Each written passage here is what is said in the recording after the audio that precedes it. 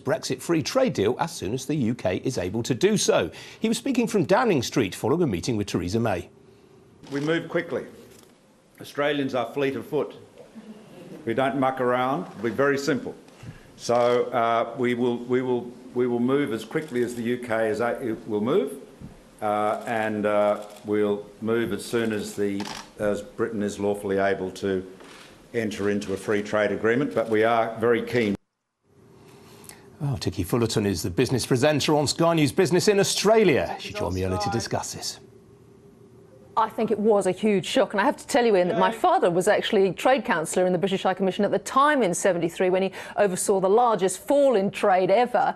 But it was a long time ago, you know, and I think both Australia and Britain are now in the world the great free traders. They're talking about, Liam Fox is talking about being the beacon of free trade post-Brexit, and Malcolm Turnbull pushes this all the time. We're a small country, we rely on that investment and we rely on our exports.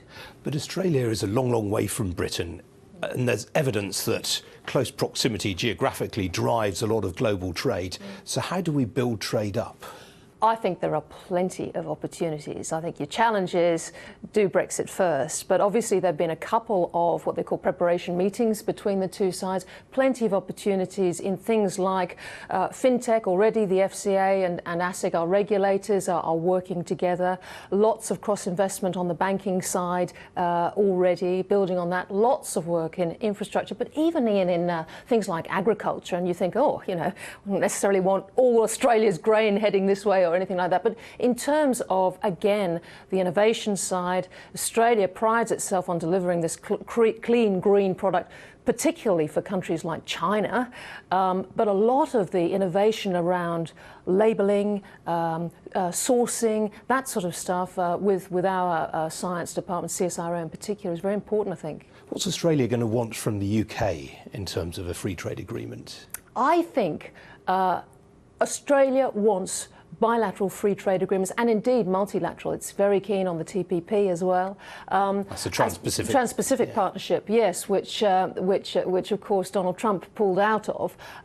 We are great free traders and we look at all opportunities. I think in areas like health, in areas like finance, services, we are extremely keen. And at the high end, on obviously we're known as a great commodities mining exporter, but again, the high-tech side of that, defence, we're spending a lot of money at the moment on defence, and again, that's something Britain's very strong in. I think there are plenty of opportunities going forward. Yeah. And yet, Malcolm Turnbull said today he was keen to strike a deal with the EU even before the UK leaves. Well, let's see whether that happens. I mean, I think a lot of people saying a lot of things. I think Malcolm Turnbull he was delighted, I'm sure, to have been pulled out by Monsieur Macron with Theresa May to help that communique when the whole climate side of things were getting a bit touchy. I think politically, just being a part of and being instrumental on so many of these talks is very, very important for Australia.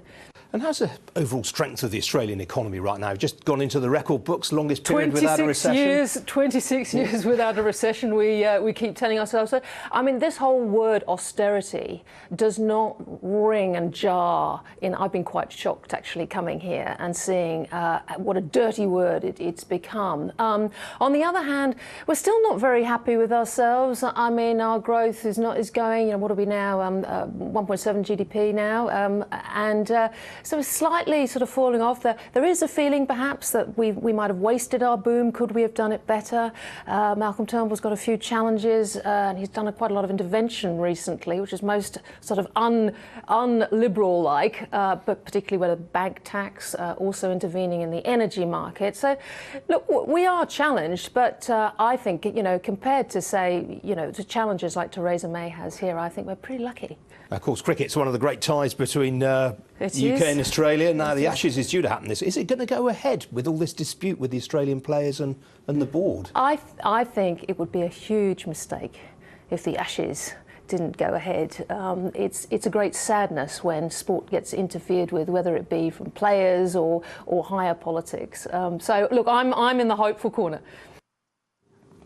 Yeah, you notice she didn't offer a forecast on who'll win the Ashes there, did she? Anyway, you've been watching Ian King Live. A reminder there's video content and analysis on the business pages of the Sky News website, plus our interviews on the Sky News YouTube channel. Next up, it's Sky News Tonight with Dermot Murnahan. I'm back tomorrow night.